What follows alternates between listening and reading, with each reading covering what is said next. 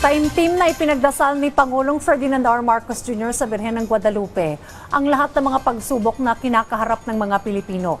Magkasamang dumalo sa misa sina Pangulong Ferdinand R. Marcos Jr. at First Lady Liza Araneta Marcos para sa pagbubukas ng Our Lady of Guadalupe Philippine Pilgrimage 2026 sa Manila Cathedral. Pinangunahan ng Pangulo ang Act of Consecration and Entrustment sa misa na pinamunuan ni Manila Archbishop Jose Cardinal Advincula, kung saan hiniling niya ang proteksyon at gabay ng Our Lady of Guadalupe para sa sambayan ng Pilipino. Kasama rin sa panalangin ang paghingi ng kaligtasan mula sa karahasan, sigalot, kawalang katarungan at iba pang pagsubok na kinakaharap ng bansa.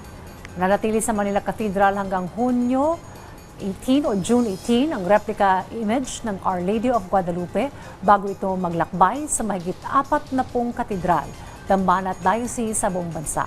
Tatapos ang 6 na buwang pilgrimage sa December 12 sa pamagitan ng permanenteng paglalagak ng imahe sa Manila Cathedral bilang simbolo ng panalangin, espiritual na pagbabago at pag-asa para sa mga Pilipino.